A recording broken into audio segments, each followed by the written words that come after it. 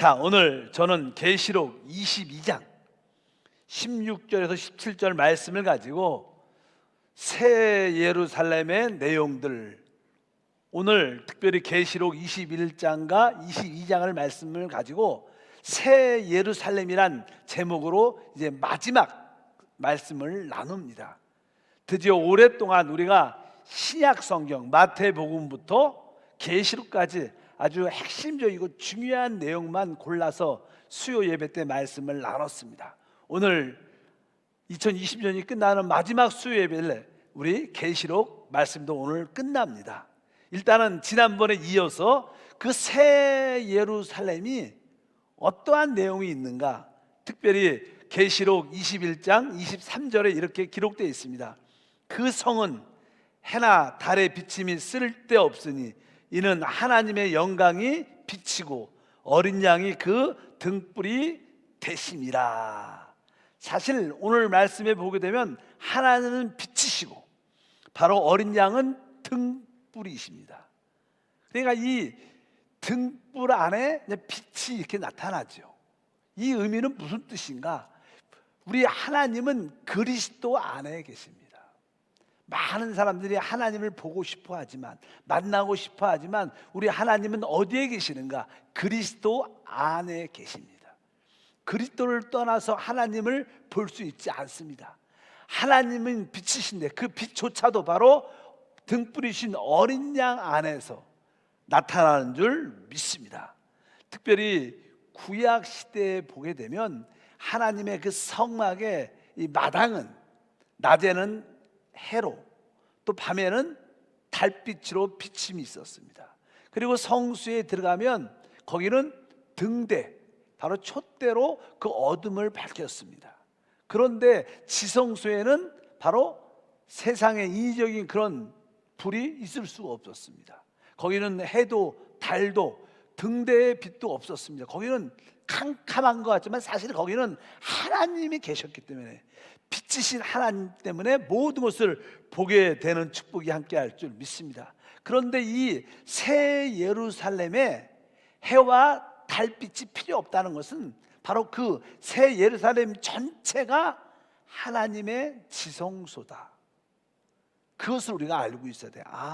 새 예루살렘 성이 바로 하나님의 지성소로, 하나님의 우리의 빛이 된다는 것을 우리가 분명히 깨달아야 될 것을 확실히 압니다. 특별히 또 이제 그 새 예루살렘의 이 주변에 대한 설명이 기록되어 있는데 24절 읽어보니까 만국이 그 빛 가운데 다니고 땅의 왕들이 자기의 영광을 가지고 그리로 들어가리라. 우리가 지난 시간에 천년 왕국에 대한 말씀을 나눴습니다. 이 땅에 하나님의 통치, 천년 동안 마귀가 결박되고 하나님의 다스림이 임하는데, 근데 바로 우리야, 또 그리스도의 신부가 된 이기는 자들은 그리스도와 함께 공동 왕이 돼서 통치하지만 이 땅에는 많은 거민, 만국들의 백성이 살죠. 하나님 백성들이. 근데 그 백성들이 이 마지막 부분에 마귀가 다시 한번 풀려나면서 인류의 육신 안에 있는 반역적인 모든 요소가 다 드러나서 그들은 이제 거역적이고 반역적인 자들은 불못에 던져지고 이 땅에 천년 왕국에 남아있는 그들이 이제 새 땅으로 들어가게 됩니다. 새 땅에 바로 하나님의 백성이 되는 줄 믿습니다. 그러니까 하나님의 그 만국이 이 땅에 있기 때문에, 새 땅에 있기 때문에 아마 거기에도 왕들이 있을 겁니다. 왕들이 있죠. 그래서 그 왕들이 바로 이 새 예루살렘의 그 하나님의 빛의 영광을 따라서 이 성에 자기의 영광을 가지고 자기들이 하나님을 누렸던, 사실 영광이라는 것은 자기가 가지고 있는 모든 영적인 부유함을 말합니다. 자기의 부를 영광이라고 말하는데 바로 그러한 많은 누림을 가지고 우리 그 새 예루살렘 성에 들어온다는 이런 뜻을 여기에 설명합니다.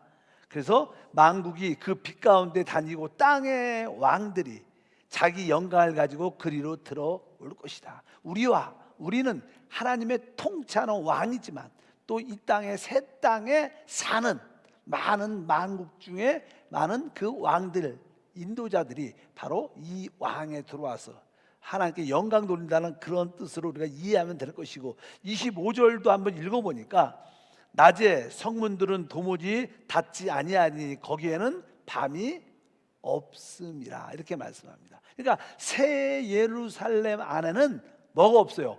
밤이 없습니다. 그러니까 당연하게 해와 달도 필요 없고 오직 하나님 빛이 있죠. 그러나 그 새 예루살렘의 성 밖에, 여기 보니까 낮에는 성물들이 도무지 닫히지 아니한다니까 낮이란 단어, 낮.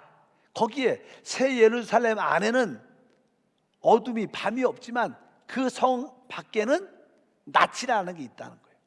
낮이 있다니까 어둠도 있다는 것을 의미합니다.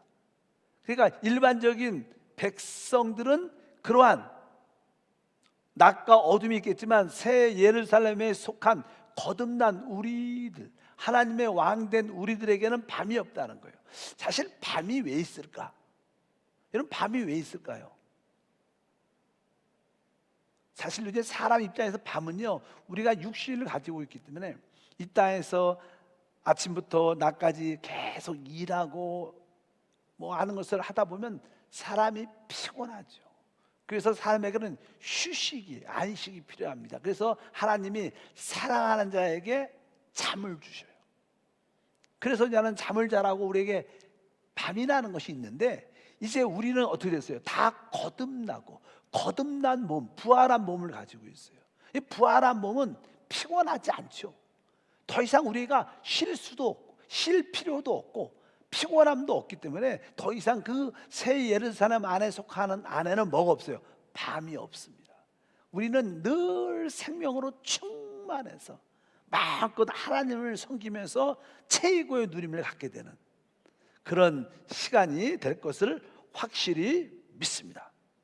계시록 21장 26절과 27절에 보니까 사람들이 만국의 영광과 존귀를 가지고 그리로 들어가겠고 무엇이든지 속된 것이나 가증한 일 또는 거짓말한 자는 결코 그리로 들어가지 못하되 오직 어린 양의 생명책에 기록된 자들만 들어가리라. 어린 양의 생명책에 기록된다는 뜻은 무슨 뜻이냐? 그들이 거듭이 났다는 거예요. 우리가 지금 이 시대의 교회, 그리스도 신부된 모든 자들은 다 성령으로 거듭났습니다. 그리고 부활의 몸을 우리 모두가 가진 줄 믿습니다. 그런데 이 새 예루살렘에는 바로 하나님의 생명으로 거듭난 자만이 있을 수 있는, 부활한 자만이, 부활의 생명을 가진 자만이 있는 곳이라는 것을 의미합니다. 예를 들어서 여기에 속된 것이나 가증한 일 또는 거짓말하는 자는 결코 그리로 들어가지 못할 것이다. 속되다는 뜻은 무슨 뜻인가? 속되다는 것은 다른 뜻이 아니라 바로 뭐 더럽혔다, 좋지 않다 이런 뜻도 있죠. 당연하게 뭐 더럽히고 아주 좋지 않은 이런 뜻도 있지만 또 천연적인 우리 육신적인 그런 모습, 그러니까 육신에 속한 모든 것들, 죄에 속한 모든 것들, 바로 더럽힌 모든 것들은 그 새 예루살렘에 들어올 수 없다는 겁니다. 마귀에게 속한, 세상에 속한 모든 것은 들어올 수 없는 곳이 바로 새 예루살렘인 줄 믿습니다. 속된 것, 특별히 인간의 천연적인 모습조차도 들어올 수 있지 않다. 거기에는 거듭나고 부활한 것만이 들어올 수 있어요. 믿으시면 아멘. 그렇기 때문에 바로 우리 교회가 사실 이 땅에서는 바로 새 예루살렘의 하나의 예표고 축소판이죠. 교회, 참된 교회 안에는 뭐가 없는 거예요? 여기 보니까 속된 것이나 가증한 이런 것들, 우상을 숭배하는 것을 말합니다. 또 거짓말하는 것은 사단에 속한 것이죠. 이런 것들은 결코 교회의 요소가 될 수 있지 않다는 거야. 우리가 보통 일반적으로 교회라는 단어를 쓰지만 사실 참된 교회는 하나님의 신성과 인성에 연합된 하나의 실체입니다. 그렇기 때문에 참된 교회 안에는 속된 것이 있을 수 없어요. 가증한 것이 있을 수 없습니다. 거짓말한 것이 있을 수 없습니다. 참된 교회 안에는 영 안에서만 이루어지는 거예요.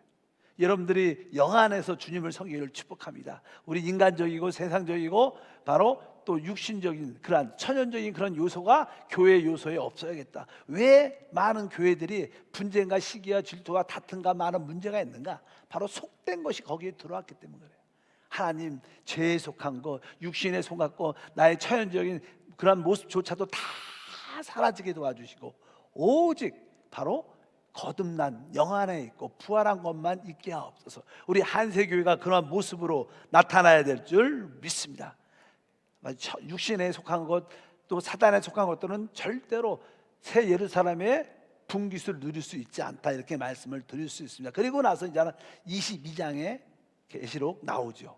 22장에는 이제는 하늘 보좌로부터 흐르는 생명수에 대한 말씀이 쭉 기록되어 있습니다. 우리 한번 1절 먼저 읽어보니까, 그가 또 수정같이 맑은 생명수강을 내게 보이니 하나님과 및 어린 양의 보좌로부터 나와서, 하나님과 어린 양 보좌로부터 그냥 생명수가 흐르는 그런 이야기가 기록돼요. 여기 보니까 하나님과 어린 양의 보좌, 이것은 두 분이 계신다는 게 아니라, 아까 말씀드렸습니다. 이 등불에 빛이 나는 것처럼, 등불에 빛이 있는 것처럼 그리스도 안에 하나님이 계시는 거예요.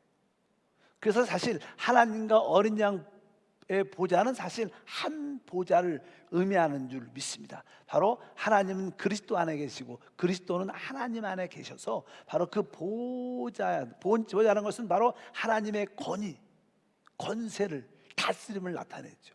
이 하나님의 통치와 권위가 이제 하늘 보좌로부터 생명수로 흘러내보내는 그런 말씀이 쭉 기록되어 있습니다. 왜?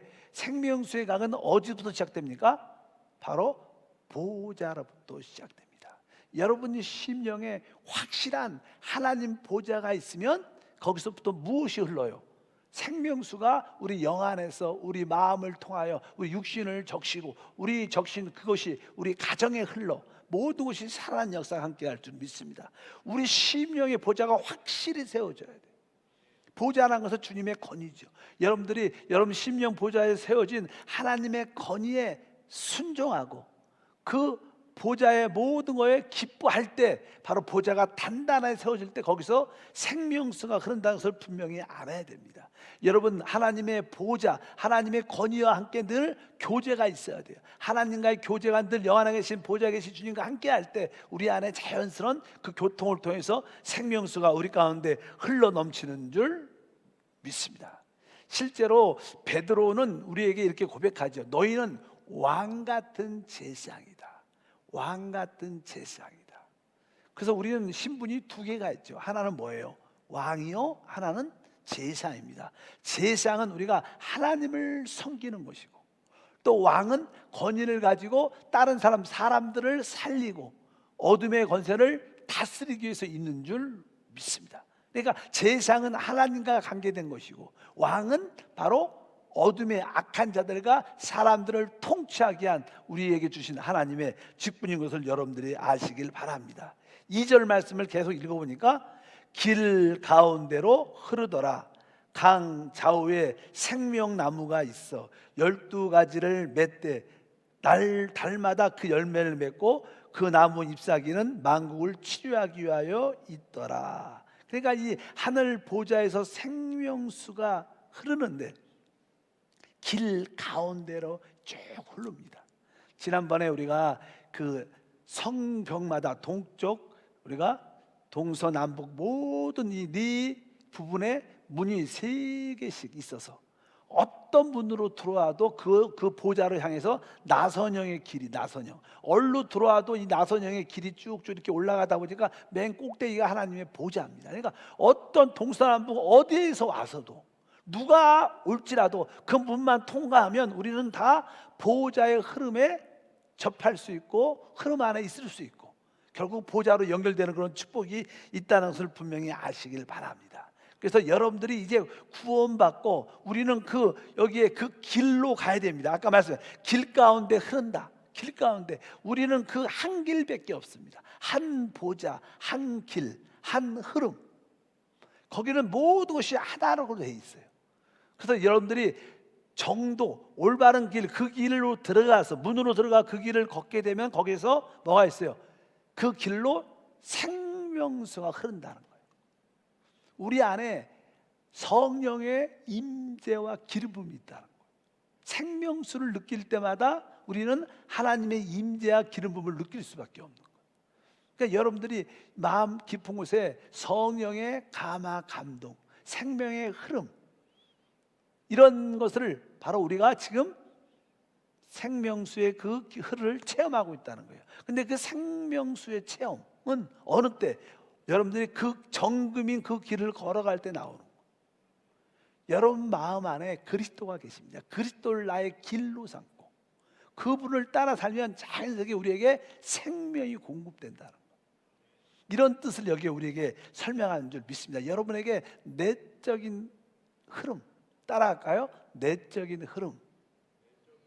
그러니까 내적인 성령의 기름 부음, 내적인 성령의 감화 감동이 우리 마음 깊은 곳에 영 안에 있으면 여러분들은 바로 주님의 길을 지금 걷고 있는 거예요.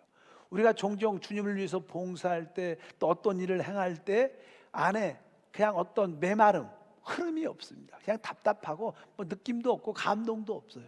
그것은 뭐예요? 주님의 인도가 없다는 거예요.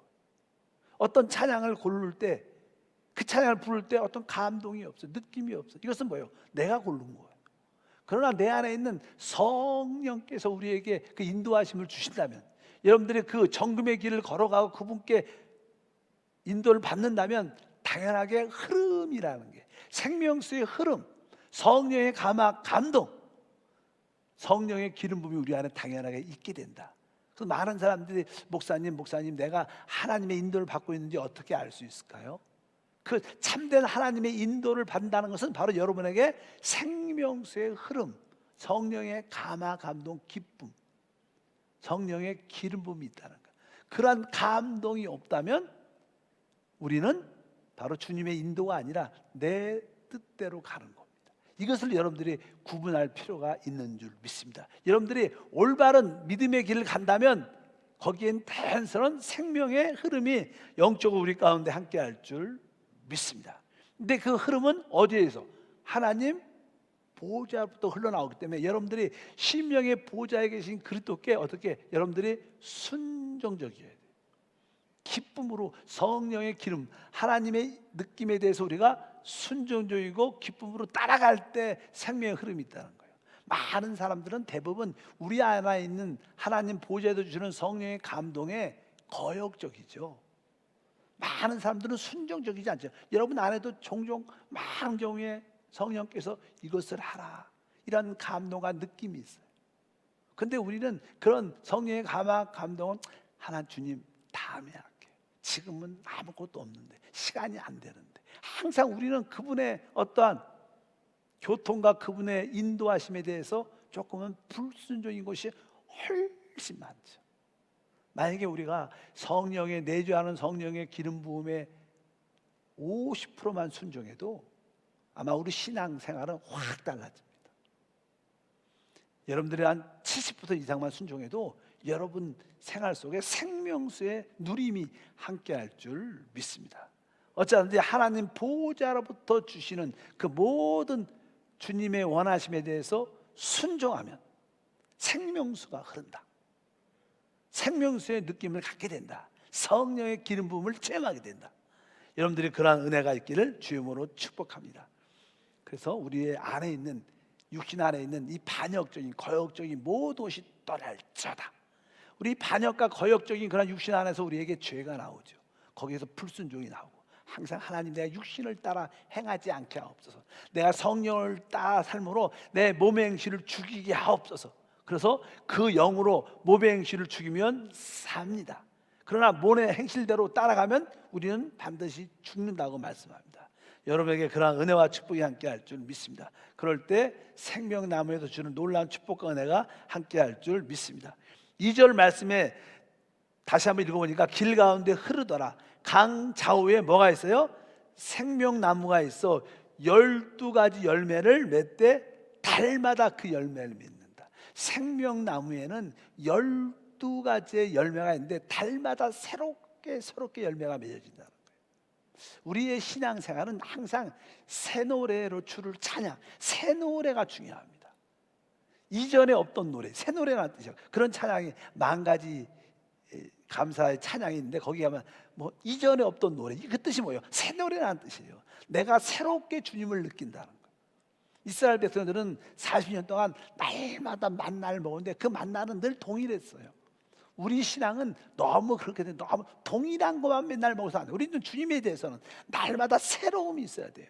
오늘 나에게 예수 그리스도가 새롭게 느껴져서 그 새롭게 느껴지는 찬양을 해야 돼요. 우리 오늘 보 예수와라는 그런 찬양을 아까 했어요. 보 예수와. 항상 새롭게 그렇게 느껴지는 찬양들. 이 시대에 저도 그렇고 많은 성도들이 그런 마음이 있을 거예요. 이 세상에 대한 그런 소망이 별로 없어요. 기쁨도 별로 없죠.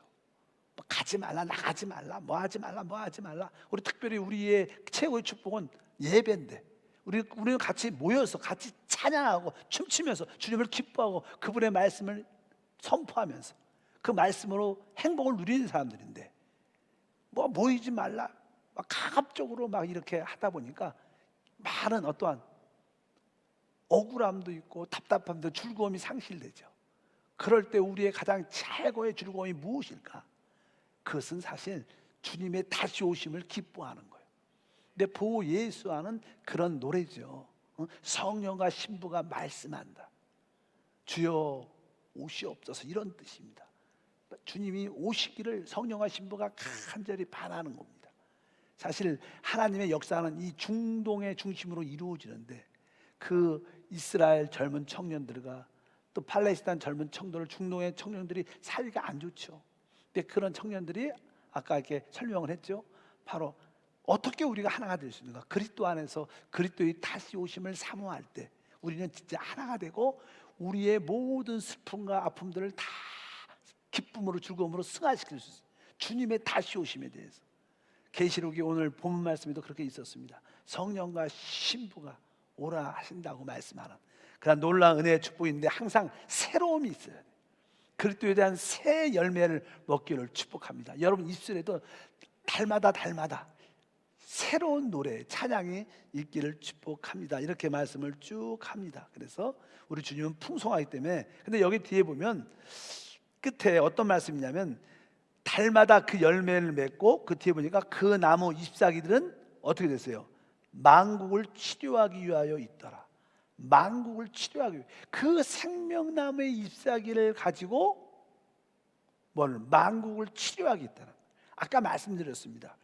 이 새 예루살렘은 바로 하나님의 아들들, 거듭나고 부활의 몸을 갖고 이긴 자들이 갖는 최고의 누림의 장소입니다. 그러나 그 주변에는 많은 만국들이 새 땅에 살게 되죠. 새 땅에. 그러나 그들은 거듭나지 않았죠. 거듭난 자는 새 예루살렘으로 들어가요. 그래서 그리스도의 신부가 되는 거예요. 믿으시면 아멘. 그러나 그 만국, 성 주변에 있는 각 많은 만국도 열국들은 거듭나지 않았습니다. 그러나 그들에게는 이제 마귀도 이미 빠져나갔고 거역도 빠져나갔기 때문에 하나님이 처음 에덴 동산을 창설하시고 아담과 하와를 만드셨어요. 타락하기 전에 그 모습으로 회복되는 거예요. 그래서 그들은 천년 왕국에 있었던 그런 축복들을 누리게 되죠. 그래서 그때의 상황을 설명할 때, 천년 왕국의 상황을 설명할 때 대부분 사람들이 천년을 사는 겁니다. 기본 인류들, 거듭난 사람들이 아닐지라도 천년, 모든 저주가 끝나니까. 근데 그래서 성경에 보면 100세에 죽는 아이는 어린 아이라, 이런 말씀. 혹시 그때도 이제 그들에게는 영원한 삶은 있겠지만 그들에게도 어떠한 사고나 어떤 문제로 인하여 아이가 죽을 수도 있죠. 근데 100세에 죽는 아이가 어린 아이다. 그러니까 아마 지금 우리는 100년 지금 살잖아요. 아마 그때는 모든 그 기간이 1000년이라는 기간쯤 될 겁니다. 그러나 이제는 막 늙고 그런 모습은 많이 없죠. 왜? 죄와 사망, 마귀가 없으니까. 그러나 어떤 죽을 수 있는 그런 요소가 있을 때 그때 그들이 어떻게 살아나냐? 그럴 때 바로 그들은 영생이 아니라 오늘 생명나무에 나오는 무화과 나무 잎을 통해서 그들이 그것을 먹는다는 뜻은 아니야. 바로 그 뜻은 어떤 생명나무 잎사귀를 먹어서 산다는 뜻도 있겠지만 어쩌든지 그리스도를 본받음으로 그리스도를 인하여 그들이 치유받는 역사가 함께할 줄 믿습니다. 그때 우리가 그때 가보면 정확하게 알 겁니다. 사람들이 1000년 동안 아주 행복한 누림을 갖게 되는데 혹시 어떠한 문제로 인하여 죽게 되는 경우도 있다면 만약에 바로 그 나무 잎사귀를 통해서 그들이 다시 치유받고 회복되는 그러나 우리는 이미 부활의 몸을 갖고 있으니까 좀 죽지 않죠. 우리 신부된 우리들은 최고의 누림을 갖게 될 줄 믿습니다. 그래서 이 시대에 주 예수를 믿고 그리스도의 신부가 된 자들은 진짜 뭐가 복이 있는 거예요. 진짜 복이 있는 거예요.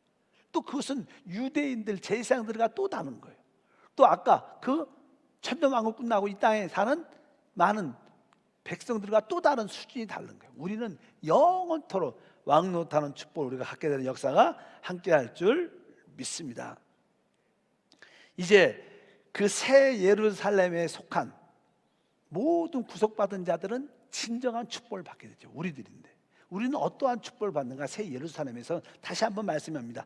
22장 3절에 보면 이런 말씀, 3절을 읽어보니까 다시 저주가 없으며 하나님과 그 어린 양의 보좌가 그 가운데 있으리니 그들의 종들이 그를 섬기며. 이제 새하늘과 새 땅에는 다시는 저주가 없다. 왜? 죄와 사망을 갖고 온 마귀가 영원한 불못에 던져있기 때문에 더 이상 죄와 사망이 없기 때문에 거기는 다시는 저주가 없다. 그리고 이제 거기에 하나님과 그 어린 양의 보좌가 그 가운데 있다냐? 하나님과 어린 양의 그 보좌가 그 가운데 있어서 바로 모든 것이 살아나고 회복되는 역사가 함께할 줄 믿습니다. 바로 저주가 없다는 것은 보좌가 있다는 것이고, 만약에 저주가 있다는 것은 거기에 뭐가 없는 거예요? 보좌가 없는 거예요. 여기 그런 뜻이에요. 보니까 다시는 저주가 없으며, 그다음 뭐라 했어요? 하나님과 어린 양 보좌가 그 가운데 있다 그러는 거예요. 중요한 말이에요. 왜 내 삶 속에 이 저주가, 어려움이 이렇게 많은가? 이 가난이 많은가? 질병이 많은가? 이게 혹시 그렇게 질문을 한다면 바로 우리 심령에 뭐가 없기 때문에 보좌가 없는 거예요. 진짜 내가 순종하고 내가 따라갈 그런 보좌가 없으니까 그냥 우리 삶이 힘든 거예요. 항상 저주가 없다는 것은 보좌가 있다는 거예요. 그런 나의 상관에 저주가 있다는 것은 내 안에 보좌가 없다는 거예요. 여러분 심령에 보좌가 있습니까? 있으면 여러분들은 저주와 상관이 없습니다. 이 시대도 마찬가지예요. 여러분 보좌가 있고 심령의 보좌에 계신 그분을 따라 살면 모든 저주는 풀려지고 떠나가고 사라질 줄 믿습니다.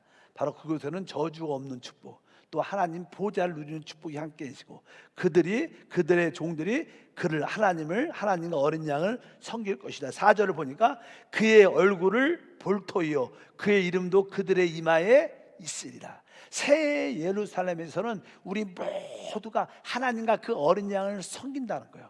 섬길 때 여기 보니까 그의 얼굴을 본다. 우리가 하나님을 섬길 때 그 얼굴을 본다는 것은 하나님의 임재가 늘 있다는 거예요. 우리가 봉사도 그래요. 봉사도 여러분들 어떤 봉사할 때 하나님이 임재가 있고 하나님이 느껴져. 축복이죠. 믿으시면 아멘.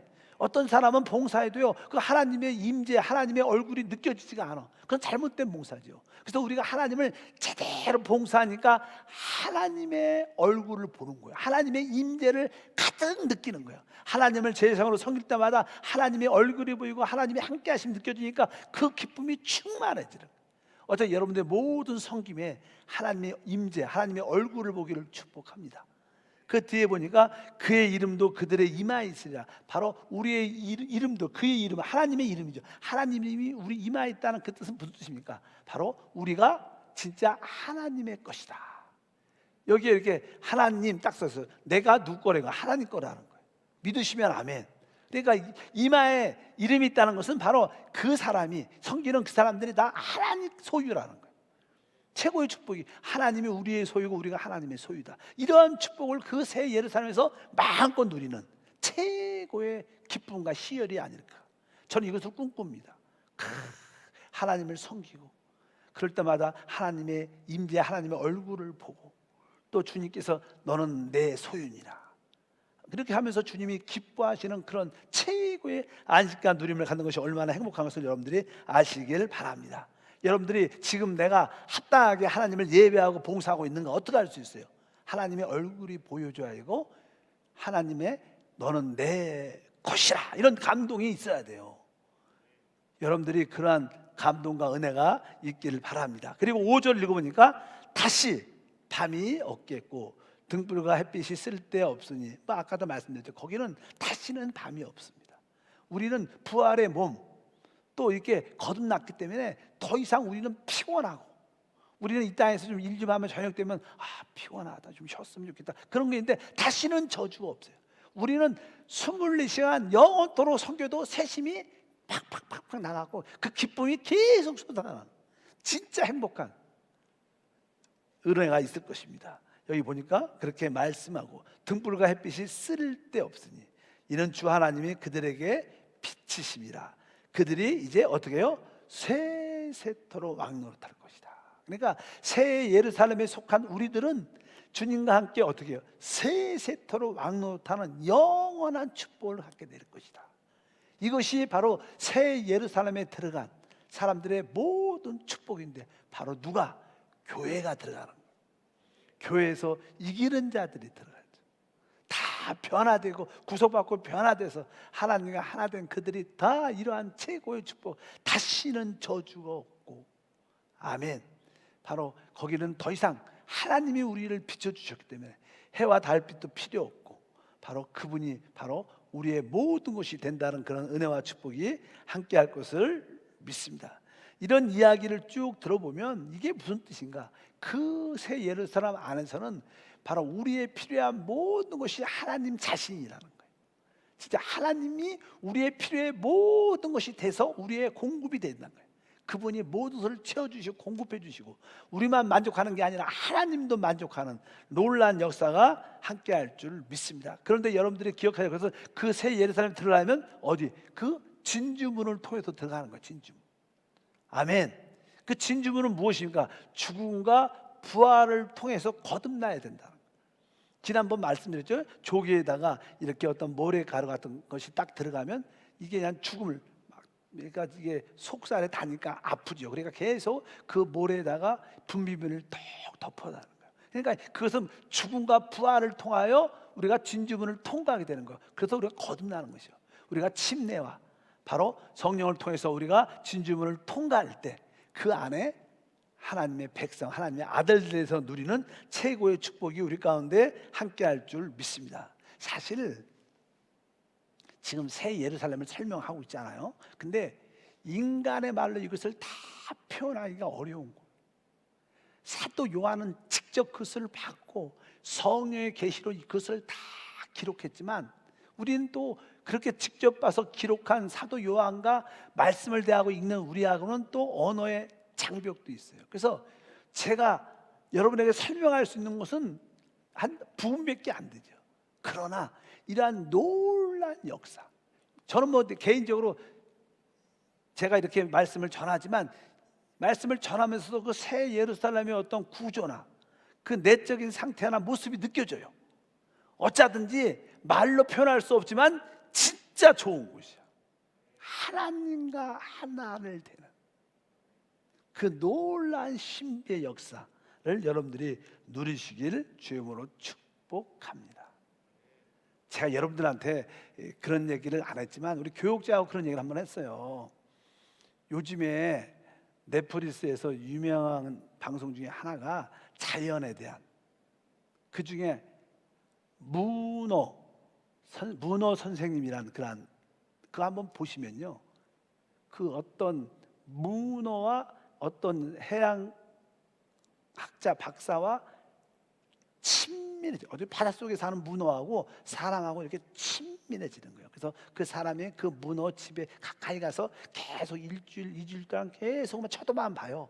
그러니까 이제 처음에는 문어가 좀 경계심을 갖다가 한 1, 2주 지나니까 저 사람은 적이 아니구나, 저 사람은 나를 해할 마음이 없구나, 그것을 문어가 느껴서 그런지 문어가 가만히 이렇게 굴에서 숨어있는 상태에서 보고 있는데, 한 1, 2주 지나니까 문어가 자기 문어 팔로, 다리인가 팔인가, 다리죠, 문어 다리로 한 다리가 쭉 나와서 그 사람의 손에다가 쫙 올려요. 내가 너를 적으로 생각하지 않겠다, 내가 너를 친구로 받아들인다 하고 다리를 이 사람 하다가 쫙 올려요. 그 빨판이 다 있잖아요. 그러면서 그냥 친밀하면서 같이 이렇게 수영도 하고, 자기가 이렇게 조개를 잡아먹는 거, 그의 활동 같은 걸 카메라로 쭉, 실제죠, 실제 사진이에요.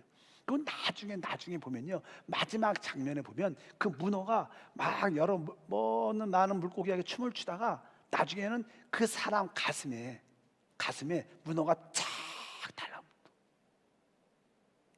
진짜 그러더라고. 그거 보니까 그걸 보는 나도 전율을 느끼는 거예요.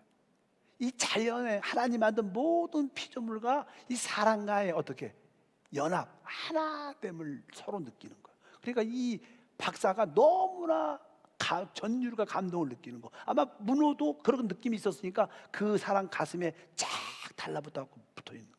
그런 걸 보면서 하나님과 우리가 하나 되는 거예요. 결국 이 우주의 모든 생물들이 모든 것이 새 예루살렘 회복이 돼서 하나 되는 거예요. 그 하나 되는 그 최고의 어떠한 감동, 시열, 전율은 그것이 새 예루살렘에 누리는 축복인 줄 믿습니다. 하나님과 우리가 진짜 하나됨을 느끼는 일체 복중의 복인 줄 믿습니다. 어쩌든지 새 예루살렘은 말로 표현할 수 없지만 좋은 곳이다, 이렇게 아시기를 바랍니다. 계시록 22장 7절에 보니까 보라, 내가 속히 오리니 이 두 마리 예언의 말씀을 지키냐는 복이 있을 것이다. 그래서 하나님 주신 예언의 말씀을 우리가 듣고 또 믿고 지키는 우리 모두가 돼야 될 줄 믿습니다. 그리고 나서 이제 11절에 보니까 불의를 행하는 자는 그대로 불의를 행하고 더러운 자는 그대로 더럽고 의로운 자는 그대로 의를 행하고 거룩한 자는 그대로 거룩하게 하라. 이 마지막 때가 되면 특징이 있죠. 오늘 말씀에 있는 건 불의를 행한 자는 더 불의를 행할 것이고, 그래서 뭐 정치적으로도 경제적으로 그렇고 뭐 국가적으로 그렇고 나쁜 사람들은 뻔뻔한 사람은 더 뻔뻔해지죠. 더 악해진 사람 악해지고, 그러나 거룩한 자는 더 거룩하고 분별되는 자는 더 분별되는 그런 역사가 마지막 때는 짝짝, 왜? 곧 하나님의 심판이 오니까 짝짝 자기의 상태대로 짝짝 표시가 나는 거예요. 그래서 불의한 자는 더 불의해지고 더러운 자는 더 더러워지고 의로운 자는 더 의로워지고 거룩한 자는 더 거룩하게 되는 역사가 이 마지막 시대, 뭐 이런 코로나로 인하여 교회 예배들이 저지되고 또 이렇게 방해되니까 진짜 믿음이 있는 사람만이 주님을 사모하게 되고 믿음이 있는 사람만이 주 앞에 나오게 되는 그런 모습도 하나의 분별의 마지막 시대의 모습이 아닌가 생각을 합니다. 특별히 15절 읽으니까 개들과 점술가들과 음행하는 자들과 살인자들과 우상 숭배자들과 및 거짓말을 좋아하며 지어낸 자들은 다 성 밖에 있으리라. 여기서 성 밖이라는 것은 불못을 의미하죠. 이제 그 예루살렘에 참여하지 못하는 모든 자들은 다 불못에 던져질 것이다 말씀합니다. 그리고 16절 오늘 본 말씀 읽어보니까 나 예수는 교회를 위하여 내 사자를 보내어 이것들을 너에게 증언하게 하였노라. 나는 다윗의 뿌리요 자손이니. 그러니까 우리 주 예수님은 어떤 분이십니까? 어떻게 보면 다윗의 뿌리, 근원이라는 거예요. 그리고 한편적으로 다윗으로 씨를 통해서 태어났으니까 다윗의 씨, 후손이라는 거예요. 그러니까 그분은 신성면에서는 다윗의 뿌리고 사람으로 볼 때는 그분은 다윗의 자손이 된다. 우리 예수님은 원래 두 가지 인격이 있죠. 하나님이라는 인격과 사람의 인격을 다 갖고 계시다는 거예요. 그래서 주님은 나는 다윗의 뿌리일 뿐만 아니라 또 다윗의 후손이다. 신성 쪽에서는 내가 뿌리지만 인성 쪽에서는 내가 자손이다, 이렇게 말씀하고 곧 광명한 새벽별이라 하시다. 광명한 새벽별, 이런 새벽에 뜨는 별이죠. 여러분들이 일찍 깨어있지 않으면 이 별을 못 봐요. 늦게 일어나면 이 별을 못 봅니다. 그러니까 이 마지막 때 주님의 다시 오시를 보려면 깨어있어야 돼요. 일찍 일어나요. 새벽을 깨우는 성도가 되기를 축복합니다. 17절 다 같이 크게 읽겠습니다. 성령과 신부가 말씀하실 오라 하시도다. 듣는 자도 오라 할 것이요 목마른 자도 올 것이요 또 원하는 자는 값없이 생명수를 받으라 하시더라. 아멘. 이 말씀을 잘 읽어보면 성령과 신부가 말씀하시기를 오라 하시도다. 누구로 오라 그러는 거예요? 주 예수로 오라는 뜻이에요. 이 말씀을 듣는 자가 오라. 근데 첫 번째, 두 번째 오라는 오라 하시도다. 듣는 자도 오라 할 것이, 이것은 주 예수님에 대한 오심을 말씀하는 거예요. 이제 우리 성령이 우리 안에 계시잖아요. 우리와 이제 하나가 되는 거죠. 신부와 하나가, 결국 성령이 우리 안에 오셔서 계속 우리를 변화시켜서 결국 우리와 하나가 딱 될 때 이제 같이 말합니다. 그렇죠. 우리가 같이 성령과 신부가 같이 하나가 됐다는 거예요. 그리고 우리의 바로 그 하나님, 우리의 주님을 기다리는 거예요. 주여 오시옵소서. 성령과 신부가 바로 주님의 오심을 구하는 거예요. 그리고 마지막에 뭐 이렇게 목마른 자도 오라. 이것은 이제 이런 모든 생명수에 목마른 자들은 다 오라. 이건 사람들을 말하는 거예요. 그러나 첫 번째 오라, 두 번째 오라는 바로 주님에 대한 오름을 말씀하는 거예요. 우리 모두가 성령과 신부로서 하나 된 줄 믿습니다. 우리 심령 깊은 곳에 바로 주님의 오심을 사모하는 거예요. 그럴 때 우리 모두가 하나님의 영광을 보게 될 줄 믿습니다. 시간이 많지 않아요. 그래서 마지막 18절부터 성경 마지막을 한번 읽겠습니다. 읽으면 다 읽은 거니까 읽겠습니다. 내가 이 두루마리 예언의 말씀을 듣는 모든 사람에게 증언하노니 만일 누구든지 이것을 외에 더하면 하나님이 이 두루마리에 기록된 재앙을 그에게 더하실 것이요 만일 누구든지 이 두 마리 예언의 말씀을 제하여 버리면 하나님이 이 두루마리에 기록된 생명나무와 거룩한 성의 참여함을 제하여 버리리라. 그러니까 이 땅에서 우리가 누릴 수 있는 최고의 축복 뭐예요? 생명나무와 거룩한 성에 참여하는 거예요. 믿으시면 아멘. 우리가 생명나무 그리스도에 참여하고 또 거룩한 성 하나님과 우리가 단체적으로 하나 된 그 성에 참여하는 것이 이 인간이 가질 수 있는 영원한 축복입니다. 근데 이 말씀을 자꾸만 빼고 자기 마음대로 해석하면 나중에 이 참여를 못할 것이다. 마지막 20절 읽겠습니다. 이것을 증언하신 이가 이르시되 내가 진실로 속히 오리라 하시거늘 아멘. 주 예수여 오시옵소서. 주 예수의 은혜가 모든 자들에게 있을지어다. 아멘. 이래서 신약 성경을 다 기본적으로 말씀을 나눈 줄 믿습니다. 중심적인 내용만 했기 때문에 여러분들이 한 번쯤 수요 예배 걸 찾아서 한번 시간 있을 때 한번 마태복음부터 계시록까지 한번 말씀을 자꾸만 듣다 보면 신약 성경을 아주 멋있게 읽어낼 수 있고 또 그것을 듣고 나서 하나님 말씀을 이해하면 딴 데로 빠지지 않고 제대로 간 정금의 길을 가게 될 줄 믿습니다.